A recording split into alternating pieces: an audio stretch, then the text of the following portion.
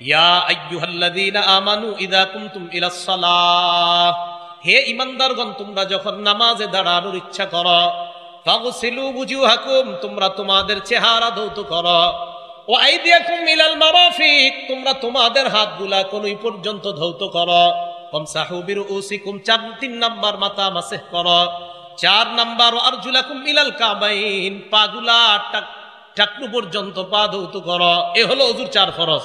হাত ধৌত করা, মুখ ধৌত করা, মাথা মাসহ করা, আর পা এটা ভালোভাবে ধৌত করা যদি ওযু ফরজ হয় আপনার। আর যদি গোসল ফরজ হয় আপনার উপরে, ভালো করে মনে রাখবেন, যদি গোসল ফরজ হয় আপনার উপরে তো গোসলের 3টা ফরজ। 1 নাম্বার ভালোভাবে কুলি করা, 2 নাম্বার নাকের নরম জায়গা পর্যন্ত পানি পৌঁছায় দেওয়া, 3 নাম্বার সমস্ত শরীরে পানি পৌঁছায় দেওয়া। রাসূল আকরাম সাল্লাল্লাহু আলাইহি সাল্লাম বলেন, মান তারাকা মাউদিআ, মান তারাকা মাউদিআ, নবীজি সাল্লাল্লাহু আলাইহি সাল্লাম বলেন, শরীরের সামান্য অংশ যদি কারো শুকানো থাকে, পানি যদি না পৌঁছে, ইচ্ছাকৃতভাবে যদি এমন হয় যে তোমার শরীরে একটু অংশে তোমার অসতর্কতার কারণে গোসলে ওই অংশে পানি যদি না পৌঁছে, নবীজি সাল্লাল্লাহু আলাইহি সাল্লাম বলেন তাহলে তাকে জাহান্নামের আগুনের মধ্যে কাজা ওয়া কাজা ওই শাস্তি দেওয়া হবে। মানে নবীজি সাল্লাল্লাহু আলাইহি সাল্লাম সাবধান বাণী আমাদেরকে দিয়েছেন। তাহলে গোসলের সময় মাথায় রাখা, ভালোভাবে কুলি করা, নাকের নরম জায়গা পর্যন্ত পানি পৌঁছায় দেওয়া, সমস্ত শরীরে পানি পৌঁছায় দেওয়া। কোনো কারণে কুলি করতে আপনি ভুলে গেলেন, নাকে পানি দিলেন আর সমস্ত শরীরে পানি দিলেন, কুলি করতে আর মনে নাই, তখন গোসল করার পরে এক গ্লাস পানি খেয়ে নেবেন, হয়ে যাবে। কি খেয়ে নেবেন? মনে পড়ার সাথে পানি খেয়ে নেবেন, হয়ে যাবে। অথবা পানি মুখে দিয়ে করে কুলি করে ফেলায় দিবেন। বাকি শরীরের কোনো অংশ যেন আপনার শুষ্ক না থাকে। কথাগুলো মনে থাকবে না? এবার নামাজের মধ্যে আমরা যারা প্রবেশ করব, নামাজের বাহিরে কয় ফরজ? 7 ফরজ। নামাজের ভিতরে বাহিরে মোট কয় ফরজ? 13 ফরজ। বাহিরে কয় ফরজ? মানে এটি কি মক্তবের পড়া? কোরআন হাদিসে আছে। কে মক্তবে পোলাবান করে কোরআন হাদিস থেকে পড়ানো হয়, খালি ওরা দলিলটা দেয় না। আপনারা মনে করেন মক্তবের পড়া কি আমরা পড়বো নাকি? দেখি আপনারা কোরআন হাদিসের এগুলো পড়ছেননি। নামাজের বাহিরে 7 ফরজ। 1 নাম্বার শরীর পাক করা, শরীর পবিত্র করা। সূরা মাইদার 6 নম্বর আয়াতে আল্লাহ বলেন, ওয়া ইন কুনতুম জুনুবান ফাত্তাহহারু, যদি তোমরা অপবিত্র হও, তোমাদের উপর যদি গোসল ফরজ হয়, ভালোভাবে তোমরা গোসল করে নাও, ভালোভাবে তোমরা পবিত্রতা অর্জন করে নাও। 1 নাম্বার শরীর পাক, 2 নাম্বার কাপড় পাক। কাপড় পাকের দলিল হলো সূরা মুদ্দাসসিরের 4 নাম্বার আয়াত। আল্লাহ বলেন, ওয়াসিয়াবাকা ফাতাহহির, তোমরা তোমাদের কাপড় পবিত্র করো। এই জায়গায় রাসূল বলছে, হাবিব আপনি আপনার কাপড় সমূহ পবিত্র করেন। তাহলে কাপড়গুলা পবিত্র করা এটা নামাজের বাহিরে 2 নাম্বার ফরজ। 3 নাম্বার নামাজের জায়গা পবিত্র করা। সূরা বাকারা আয়াত নাম্বার 125 আল্লাহ বলেন, ওয়া আহিদনা ইলা ইব্রাহিম ওয়া ইসমাঈল আন তাহহিরা বাইতিয়া লিত-তাইফিনা ওয়াল আকিফিনা ওয়ার রুকআইস সুজুদ। আল্লাহ বলেন, ইব্রাহিম এবং ইসমাঈল আলাইহিস সালাতু ওয়াস সালাম 2 জনকে আমি বললাম, আপনারা 2 জন আন তাহহিরা বাইতিয়া, আমার ঘরটা আপনারা পবিত্র করেন, লিত-তাইফিনা তায়েফকারীদের জন্য, ওয়াল আকিফিনা যারা ইতিকাফ করবে তাদের জন্য, ওয়ার রুকআই যারা রুকু করবে তাদের জন্য, আস-সুজুদ যারা সিজদা করবে তাদের জন্য। তাহলে 3 নাম্বার নামাজের জায়গা পবিত্র করা সূরা বাকারার 125 নাম্বার আয়াত দ্বারা প্রমাণিত হয়। এটা হলো 4 নাম্বার। সহিহ বুখারীর 335 নাম্বার হাদিসের বর্ণনা। ক্বালা রাসূলুল্লাহ সাল্লাল্লাহু আলাইহি ওয়াসাল্লাম, আল্লাহ নবী বলেন, ওয়াতিতু খামসান লাম ইউতাহুন্না আহাদুন ক্বাবলি, নবীজি বলেন আমাকে এমন 5টা জিনিস দেওয়া হয়েছে, আমার পূর্বে এই 5 জিনিস আর কাউকে দেওয়া হয় নাই। 1 নাম্বার নুসিরতু বিররুবি মাসিরাতা শাহরিন, আমার ব্যাপারে 1 মাসের দূরত্বে বেঈমানদের অন্তরে কম্পন সৃষ্টি করে দেওয়া হয়।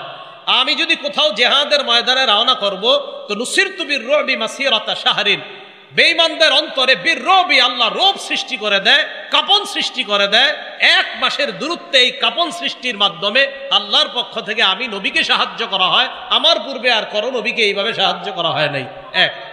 2 নাম্বার রাসূল আকরাম সাল্লাল্লাহু আলাইহি সাল্লাম বলেন, ওয়াজুইলাত লিয়াল আরদু মাসজিদান ওয়া তাহুরা, পুরা দুনিয়াটা আমার জন্য মসজিদ করে দেওয়া হয়েছে, নামাজের জায়গা, এবং পুরা দুনিয়াটা আমার জন্য পবিত্রতার মাধ্যম বানায় দেওয়া হয়েছে। আগের উম্মত নির্দিষ্ট জায়গায় গিয়ে ইবাদত করা লাগতো। এই উম্মতের ইবাদত যেই কোনো জায়গায় নামাজের সময় হবে, তো পবিত্র জায়গায় নামাজ পড়লেই আল্লাহ তার নামাজ কবুল করে নেবেন। এই জন্য রসুল আকরাম সাল্লাল্লাহু আলাইহি সাল্লাম বললেন পুরা দুনিয়াটাই পবিত্র। হ্যাঁ, যদি অপবিত্র থাকে তো 3 নাম্বার নামাজের বাহিরের ফরজ হলো জায়গাটা পবিত্র করে নেওয়া। রসুল আকরাম সাল্লাল্লাহু আলাইহি সাল্লামকে যে 5টা জিনিস দেওয়া হয়েছে এর মধ্যে 3 নাম্বার নবীজি বলেন ওয়া উহিল্লাত লিয়াল গনাইম, গনিমতের মাল আমার জন্য বৈধ করে দেওয়া হয়েছে। 4 নাম্বার ওয়া উতিতুশ শাফাআ, আমাকে ব্যাপকভাবে সুপারিশ করার বৈধতা দেওয়া হয়েছে। কিয়ামতের ময়দানে মানুষ বিপদের মধ্যে পড়বে, আল্লাহর পক্ষ থেকে আমাকে সর্বপ্রথম ব্যাপকভাবে আল্লাহ যেন বিচারের পাল্লা কায়েম করেন, এই সুপারিশের বৈধতা একমাত্র আমাকে দেওয়া হবে। 5 নাম্বার ওয়া কানান নাবিয়্যু ইবাসু ফি কওমিহি খাসসা, অন্যান্য নবীদেরকে নির্দিষ্ট গোত্রের মধ্যে প্রেরণ করা হয়েছে। ওয়া বুইসতু ইলান নাসি আম্মা, আমাকে গোটা জগতের জন্য নবী হিসেবে আল্লাহ প্রেরণ করছেন। তাহলে এই 5টা জিনিসের মধ্যে 2 নাম্বার হলো পুরা দুনিয়াটা আমার জন্য আল্লাহ পবিত্রতা এবং সেজদার জায়গা বানিয়েছেন। তাহলে পবিত্র হওয়া জায়গা এটা হলো নামাজের বাহিরের 7 ফরজের 3 নাম্বার ফরজ। 4 নাম্বার ফরজ 17 ডাকা। সূরা আরাফের 31 নাম্বার আয়াতে আল্লাহ বলেন ইয়া বানি আদামা খুযু যিনাতাকুম ইনদা কুল্লি মসজিদ, হে আদম সন্তান তোমরা নামাজের সময় তোমাদের পোশাক সাজসজ্জা অবলম্বন করো। মা বোনরা পা খোলা রাখতে পারবে সর্বোচ্চ, হাতের 2টা কবজি থেকে আপনার এই হাত খোলা রাখা, আর চেহারা মোটামুটি ভাবে আর পুরা শরীরের অংশ সব ঢেকে রাখতে হবে মা বোনরা। আর পুরুষের জন্য নাভি থেকে হাঁটুর নিচ পর্যন্ত ঢেকে রাখতেই হবে।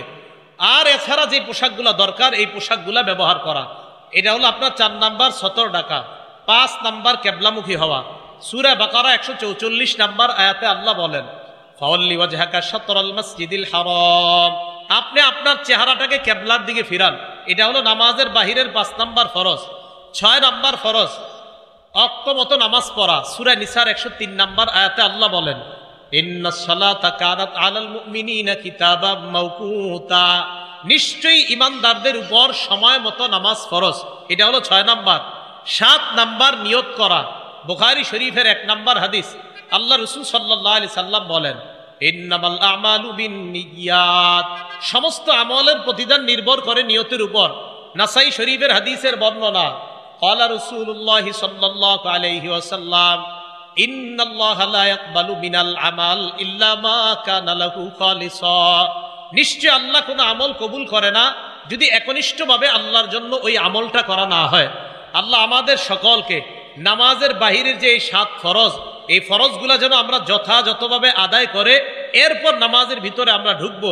আল্লাহ ওই বাহিরের 7টা ফরজ জেনে শুনে আমল করার তৌফিক দান করেন। তাহলে জায়গা পবিত্র হওয়া, পোশাক পবিত্র হওয়া, শরীর পবিত্র হওয়া, শরীরে নাপাকি না থাকা, কাপড়ে নাপাকি না থাকা, যেই জায়গায় সেজদা করব এই জায়গাগুলোতে নাপাকি না থাকা, এই বিষয়গুলা গুরুত্ব দেওয়া। নামাজের ভিতরে 6 ফরজ। 1 নাম্বার তাকবীরে তাহরিমা বলে নামাজ শুরু করা। সূরা মুদ্দাসসিরের 3 নাম্বার আয়াত আল্লাহ বলেন ওয়া রাব্বাকা ফাকাব্বির, আপনি আপনার রবের বরত্ব বর্ণনা করেন, আল্লাহু আকবারের মাধ্যমে নামাজ শুরু করেন। তিরমিজি শরীফের 3 নাম্বার হাদিস ক্বালা রাসূলুল্লাহ সাল্লাল্লাহু আলাইহি ওয়াসাল্লাম তাহরিমুহা আত-তাকবীর ওয়া তাহলিলুহা আত-তাসলিম, নামাজ শুরু করা হবে তাকবীরের মাধ্যমে। বাংলাটা ভালোভাবে মনে রাখবেন, নামাজের বাহিরে যত হালাল কাজ আল্লাহু আকবারের মাধ্যমে এই সব হালাল কাজকে হারাম করা হয়। নামাজের বাহিরে যেই কাজগুলা করা হালাল, এই আল্লাহু আকবারের মাধ্যমে নামাজের ভিতরে ওই বাহিরের হালালগুলা হারাম করা হয়। এই জন্য এটাকে বলা হয় তাকবীরে তাহরিমা। ওয়া তাহলিলুহা আত-তাসলিম, সালামের মাধ্যমে ওই হালাল কাজগুলা আবার আপনার জন্য বৈধ করা হয়। তাহলে 1 নাম্বার তাকবীরে তাহরিমা বলা। 2 নাম্বার দাঁড়িয়ে নামাজ পড়া। সূরা বাকারার 238 নাম্বার আয়াতে আল্লাহ বলেন ওয়া কুমু লিল্লাহি কানিতিন, আল্লাহর সামনে তোমরা বিনীতভাবে দাঁড়াও। সহিহ বুখারীর 1117 নাম্বার হাদিস, 1117 নাম্বার হাদিসের বর্ণনা ইমরান ইবনে হুসাইন রাদিয়াল্লাহু তাআলা আনহুর বর্ণনা। তিনি বলেন কানাত বি বাওয়াসির, আমার অর্শরোগ ছিল, অর্শরোগ। আমি নবীজির কাছে মাসালা জিজ্ঞাসা করলাম, যেহেতু আমার অর্শরোগ। সালতুন নবিয়্য সাল্লাল্লাহু আলাইহি ওয়াসাল্লাম আনিস সালাহ, আমি আল্লাহর নবীর কাছে জানতে চাইলাম হুজুর আমার তো অর্শরোগ, আমি কিভাবে নামাজ পড়বো আমাকে বলেন। আল্লাহ নবী জবাব দিলেন সল্লি কাইমা, তুমি দাঁড়িয়ে নামাজ পড়ো। 1 নাম্বার কিভাবে? দাঁড়িয়ে। ফাইল্লাম তাস্তাতি ফাকাইদা, যদি তুমি দাঁড়িয়ে নামাজ পড়তে না পারো তাহলে বসে পড়ো। ফাইল্লাম তাস্তাতি ফালা জামবিন, যদি বসে না পারো তাহলে শুয়ে নামাজ পড়ো। তাহলে দাঁড়িয়ে না পারলে বসে। তাহলে কারো যদি দাঁড়ানোর সক্ষমতা থাকে, উনি সারাদিন বাজার করে, সব ঠিক আছে, মসজিদে গিয়ে চেয়ারে বসে ভালোভাবে হাইটা হাইটা মসজিদে যায়, আমার সাথে কথা বলতেছে 10 মিনিট দাঁড়ায়, কোনো সমস্যা হয় না।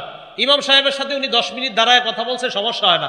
এখন মসজিদে গিয়ে উনি বসে নামাজ পড়ে, এটা তো হলো না, ওনার তো দাঁড়ানোর সক্ষমতা আছে। তো এখন উনি বসে নামাজ পড়লে কিভাবে নামাজ হবে? উনি তো দাঁড়ায় তো 10 মিনিট কথা বললো কিভাবে? তো আল্লাহর সামনে তো 10 মিনিটও এক রাকাতে, ইমাম সাহেবকে এক রাকাতে 10 মিনিট দাঁড়ায় থাকে না। তো আপনি দাঁড়ায় সবকিছু পারেন, খালি নামাজে গেলে চেয়ারে বসা লাগে, বিষয়টা না। বসার মাসালা ওই ব্যক্তির জন্য যে দাঁড়াইতে না পারে।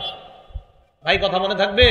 সহিহ বুখারী 1117 নম্বর হাদিস। সহিহ বুখারী 1117 নম্বর হাদিস। ইমরান ইবনে হুসাইন বলেন, কানাত বি বাওয়াসির, আমার অর্শরোগ ছিল। আমি রাসূল সাল্লাল্লাহু আলাইহি সাল্লামকে প্রশ্ন করলাম নামাজ পড়বো কিভাবে? তো নবীজি বললেন, সল্লি কাইমান, দাঁড়িয়ে নামাজ পড়ো। তাহলে দাঁড়িয়ে মানে তুমি যদি দাঁড়াইতে সক্ষম হও তো দাঁড়িয়ে নামাজ পড়ো। ফাইল্লাম তাস্তাতি, যদি দাঁড়িয়ে নামাজ পড়তে সক্ষম না হও, ফাকাইদান, তাহলে বসে নামাজ পড়ো। ফাইল্লাম তাস্তাতি, যদি বসেও না পারো, ফালা জামবিন, তাহলে শুয়ে নামাজ পড়ো। তাহলে বলেন তো, দাঁড়ানোর সক্ষম ব্যক্তি বসে নামাজ পড়লে হবে না? দাঁড়ানো সক্ষম ব্যক্তি বসে বললে হবে না। এই কথাগুলো আমরা মনে রাখবো। বাজারে গিয়ে 1.5 ঘন্টা ঘুরে কিচ্ছু হয় না, উনি মসজিদে গেলে বসে যায়। এই বিষয়গুলো কেমন? এটা তো সঠিক হলো না আপনার। আল্লাহ আমাদেরকে বুঝার তৌফিক দান করেন। আরো আশ্চর্য লাগে, একজন আপনি ইদানিং চেয়ার পাওয়া যায়, আপনার ইয়া চেয়ার কেমন জানি ভাঙ্গা যায়, এটা এইভাবে নিয়ে যাওয়া যায় মসজিদে।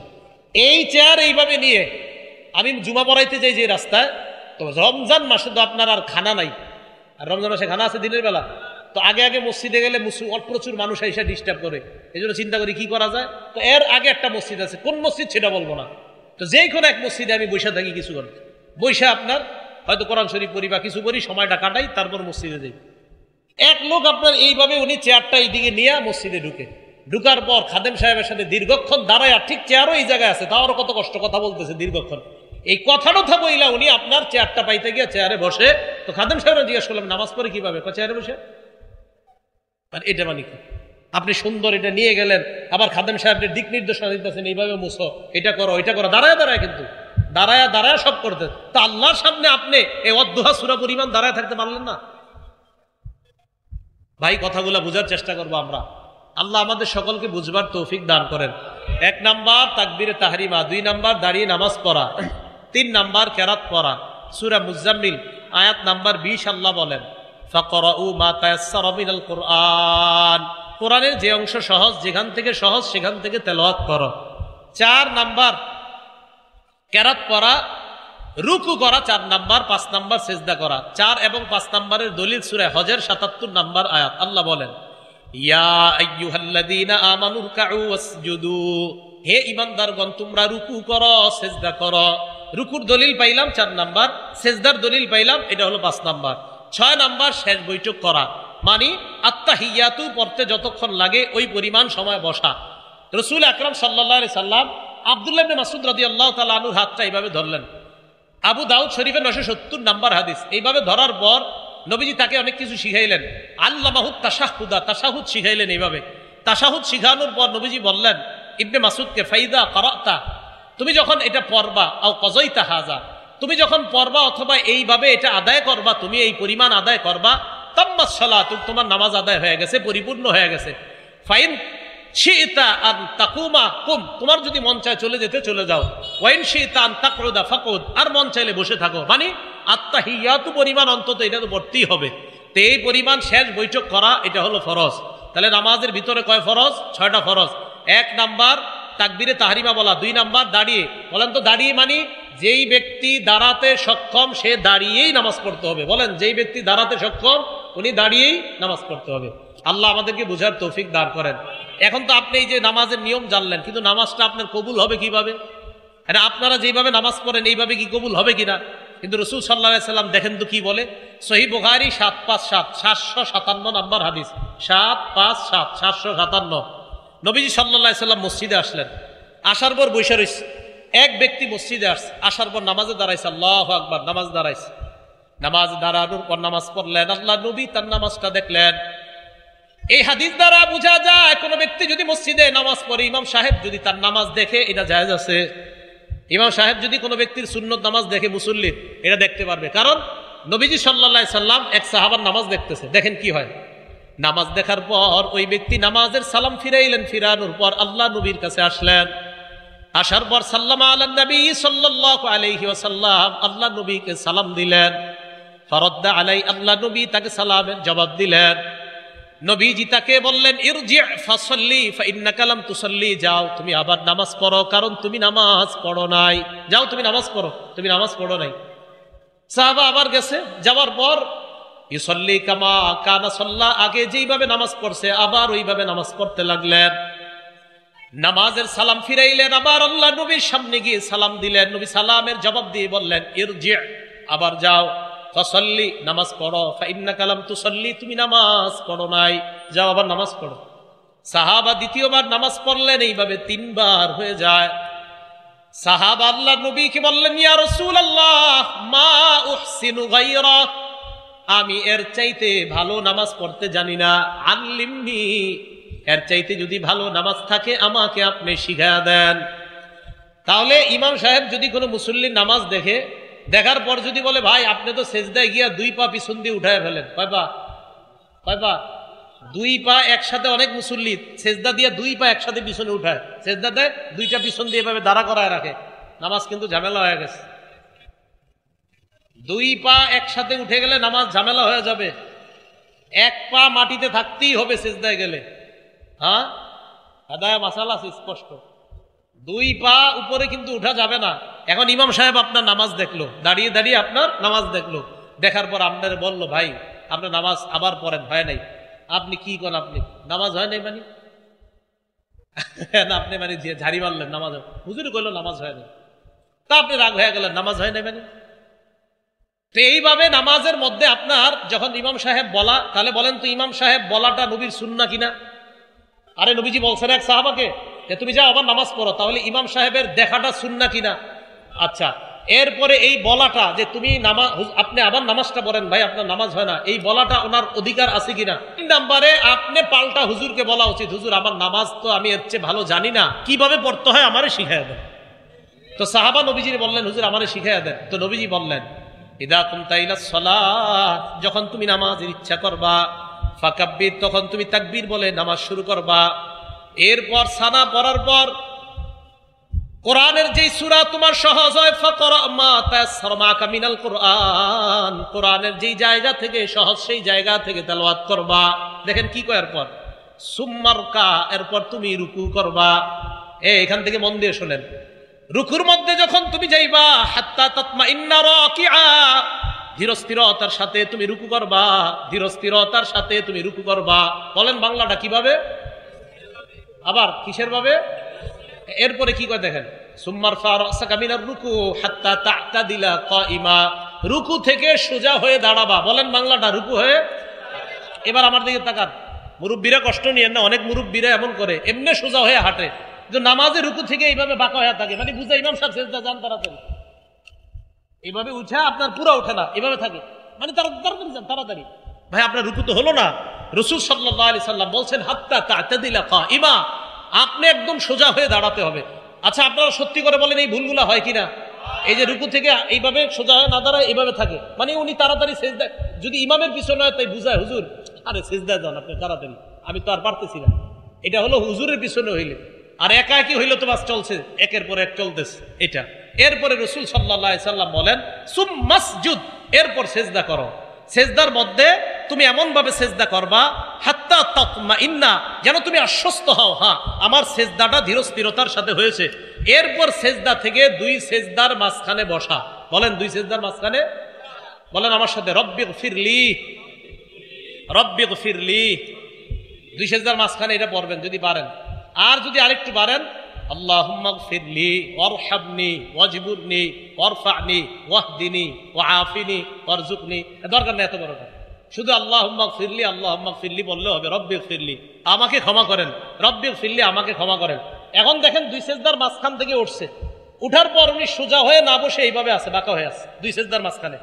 আর অনেকে কি করে, আপনার 2 সেজদার মাঝখানে এইভাবে বসে কেন জানেন? ওই উনি যেভাবে বসার কথা, যে এক পা দাঁড় করাবে আর এক পা বিছিয়ে দিবে, এই দেখেন এভাবে তো থাকবে না, এভাবে মানে এই পাটা আমার দাঁড়ানো থাকবে, হ্যাঁ এই পা দাঁড়ানো থাকবে, এই পাটা বিছানো থাকবে।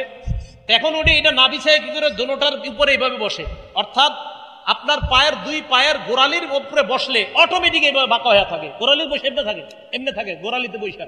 তাহলে দুই সেজদার মাঝখানে যদি বাঁকা হয়ে থাকেন, উলামায়ে কেরামকে জিজ্ঞাসা করেন, আপনি কোনো ওজর ছাড়া দুই সেজদার মাঝখানে যখন বাঁকা হয়ে আসেন, তখন আপনি তো সেজদা পরিপূর্ণ হইল না একটা। আপনার এক সেজদা হওয়ার জন্য শর্ত আপনি দুই সেজদার মাঝখানে সোজা হয়ে বসতে হবে। যদি না বসেন তো আপনার সেজদা আদায় হলো না। তা আবার ওই অবস্থায় সেজদায় চলে যাওয়া মানে আপনি সেজদা একটা করলেন, তারপরে তো দুই সেজদা হলো না। কথা মনে বুঝেন নাই? আপনি দুই সেজদার মাঝখানে সোজা হয়ে বসায় তো ওয়াজিব নামাজের। তাহলে ভাই মেহেরবানি করে এই ভুলগুলো আপনারা করেন না, দুই সেজদার মাঝখানে সোজা হয়ে বসা। নবীজি ওই সাহাবারে বললেন, ইফআল যালিকা ফি সলাতিকা কুল্লিহা, আমি তোমারে এক রাকাত শিখাইয়া দিলাম, তুমি তোমার পুরা নামাজে এইভাবেই আমল করবা। এটাকে বলা হবে খুশু খুজু আলা নামাজ। কি নামাজ বলেন তো? খুশু খুজু আলা নামাজ। এটা আল্লাহ বলছেন, হাফিজু আলাস সালাওয়াত, নামাজের প্রতি যত্নবান হও। তাহলে দেখেন নামাজের প্রতি যত্নবান হওয়ার জন্য নামাজের বাহির থেকে আমরা কত দূর থেকে আসতে হয়। ইস্তেনজাগুলা সুন্নাহ মোতাবেক হওয়া, পবিত্রতা সুন্নাহ মোতাবেক হওয়া, নামাজের ফরজগুলাও যেন সুন্নাহ মোতাবেক আদায় করা যায়, নামাজের ভিতরের ফরজগুলাও সুন্নাহ মোতাবেক আদায় করা। এইভাবে রাসূল আকরাম সাল্লাল্লাহু আলাইহি ওয়াসাল্লাম আমাদেরকে প্রত্যেকটা বিষয় এইভাবে যেন আমরা আদায় করতে পারি আমাদেরকে শিখিয়ে দিয়েছেন। আল্লাহ তৌফিক দান করেন। মন দিয়ে শোনেন কথাটা। আল্লাহু আকবার বলার পর দাঁড়ানো অবস্থায় দুই সেজদা যেখানে আপনি দিবেন, ওই সেজদার জায়গায় আপনার নজর থাকবে।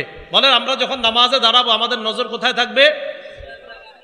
নামাজ খুশু খুজু হওয়ার জন্য যে জায়গায় নজর থাকা দরকার, নজরগুলা যদি সেখান থেকে ছুটে যায় নামাজের খুশু খুজু নষ্ট হয়ে যায়। আবার বলছি, নামাজের খুশু খুজু নষ্ট হয়ে যাওয়ার জন্য এটাও দায়ী, যেই জায়গায় আপনার নামাজে নজর থাকা দরকার সেখানে নজর না রেখে যদি অন্য কোথাও নজরটা নিয়ে নেন, এই নামাজের খুশু খুজুটা নষ্ট হওয়ার জন্য আপনার নজর এদিক সেদিক করাটা দায়ী হয়ে যাবে।